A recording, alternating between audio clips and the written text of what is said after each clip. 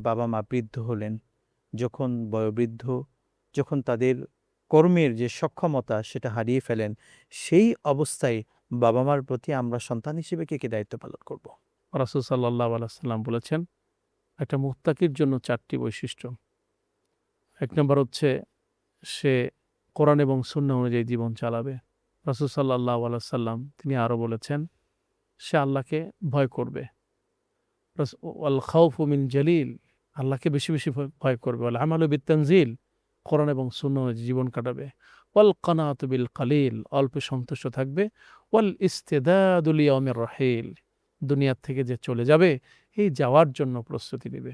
আল্লাহ রাসূল সাল্লাল্লাহু আলাইহি ওয়াসাল্লাম বললেন, হযরত আলী রাদিয়াল্লাহু তাআলা হাদিসটি বর্ণনা করেছেন, তাহলে এটাই হলো একজন মুত্তাকি, এই 4টি গুণ যার মধ্যে থাকবে। তো দেখা গেল একজন বৃদ্ধ বয়সে আর রেহলা শেষ, চলে যাওয়ার সময় আল্লাহ সুবহানাহু ওয়া তাআলা এই সময় সন্তানের প্রতি সবচেয়ে বেশি দায়িত্ব দিয়েছেন। কেননা মা বাবা দুনিয়া থেকে চলে যায়, এই অবস্থায় সন্তানের সবচেয়ে বড় খেদমতের জায়গা হলো মা বাপ। কেননা মা বাপ ছোটবেলা থেকে তিল তিল করে তাকে বড় করেছেন।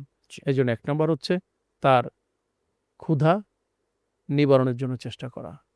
মা কি খেতে পছন্দ করে, বাবা কি খেতে পছন্দ করে, সেই পছন্দের জিনিসটা কষ্ট করে হলো কিনে এনে মা বাবার পাশে রাখা। আপনার মনে আছে নিশ্চয়ই, 3 জন আটকে গেলেন মরুভূমির ভিতরে। মরুভূমির ভিতরে এক গুহার ভিতরে ঢুকেছেন, চারিদিকে বালু ঝড়, কোথাও যাওয়ার জায়গা নেই। ঢুকেছেন একটা গুহার ভিতরে, একটা পাথরে সে আটকে গিয়েছেন। 3 জনের ভিতরে একজন ছিলেন, এখন বের হওয়ার কোনো উপায় নাই। তখন বললেন যে, আল্লাহ, আমাদের এই 3 জন থেকে আমি মনে হয় সবচেয়ে গুনাহগার। তবে আমি একটা কাজ ভালো করতাম আল্লাহ। আমি দুধের ব্যবসা করতাম। তা আমি প্রতিদিন রাতে দুধ নিয়ে আসতাম বাড়িতে। এনে সর্বপ্রথম আমার মাকে খাওয়াতাম। তারপরে আমার ছেলে-মেয়ে বা পরিবারকে খাওয়াতাম। আল্লাহ, আমি কখনো আমার মাকে পিছনে ফেলি নাই, আগে মাকে দিয়েছি। আল্লাহ, একদিন দেখি যে মা ঘুমায় গিয়েছে।